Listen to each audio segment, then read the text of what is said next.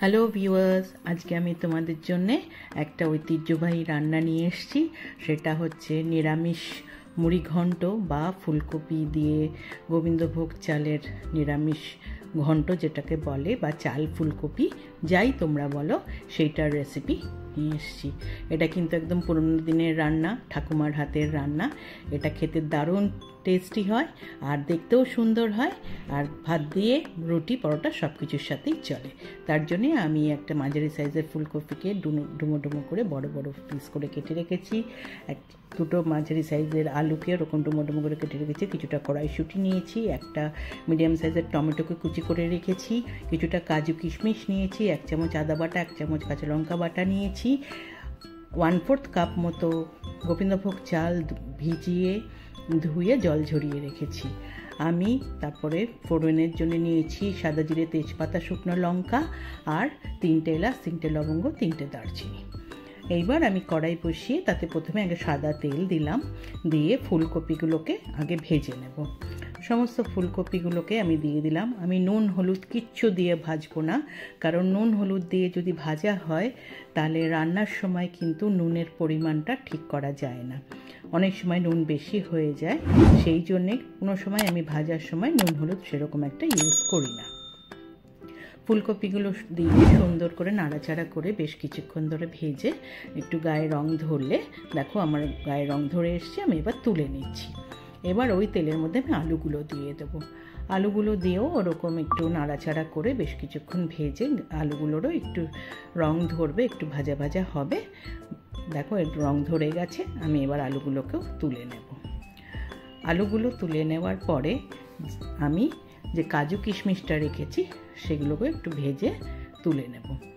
বেশি ভাজলে কিন্তু পুড়ে যেতে পারে, ওই জন্য হালকা ভাজা হলে কাজু কিশমিশটা আমি তুলে নিচ্ছি তেল থেকে।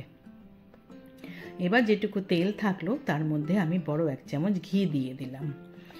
রান্নাটা ঘিতে পুরোটাও করতে পারো, আবার এরকম একটু তেলের সাদা তেলের সঙ্গে ঘি দিয়েও করতে পারো। তার মধ্যে আমি যা যা ফোড়নের জন্য রেখেছিলাম, সাদা জিরে, তেজপাতা, শুকনো লঙ্কা, গরম মশলা সব দিয়ে দিলাম।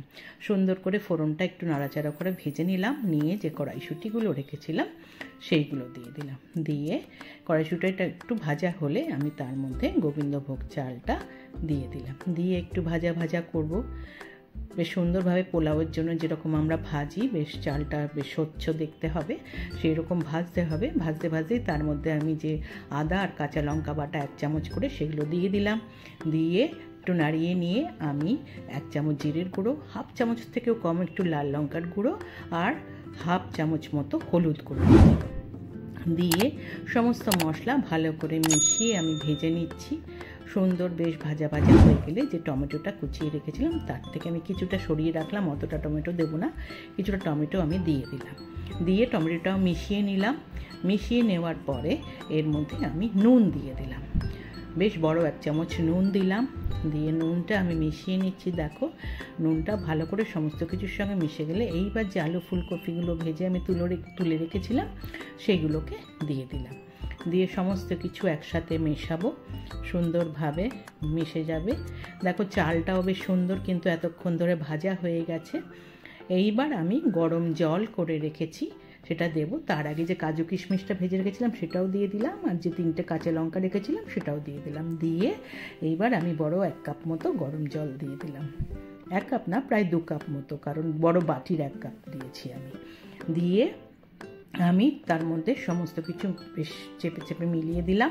দিয়ে ঢাকা দিয়ে গ্যাসটা মিডিয়াম থেকে লো করে আমি 7 মিনিট থেকে 8 মিনিট রান্না করব। তারপরে খুলেছি, বেশ অর্ধেকটা প্রায় সেদ্ধ হয়ে গেছে, 80% মতো। ওপর থেকে 1 চামচ চিনি দিয়ে দিলাম, মিষ্টি যে যেরকম খাবে সেরকম দেবে, এটা একটু মিষ্টি মিষ্টি হয়।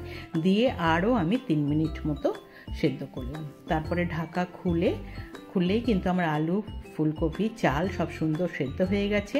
1 চামচ গরম মশলার গুঁড়ো আর 1 চামচ ঘি আবার ছড়িয়ে দিয়ে সুন্দর মিলিয়ে নিলেই কিন্তু আমার এই চাল ফুলকপি বা নিরামিষ মুড়িঘণ্টর রেসিপি একদম রেডি হয়ে গেছে। আমি গ্যাস বন্ধ করে আমি ঢাকা দিয়ে কিছুক্ষণ আমি টাইমে রেখে দিলাম, স্ট্যান্ডিং টাইমের পরে আমি খুলেছি। খুলে আমি একটা সার্ভিং বলে সার্ভ করে দিচ্ছি।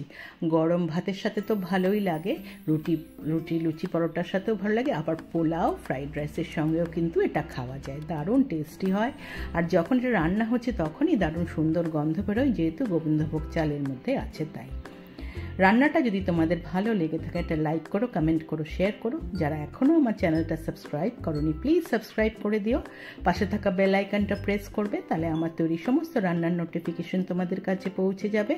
আবার নতুন রান্না নিয়ে আসবো। আজকে তাহলে চলি, তোমরা ভালো থেকো, টাটা।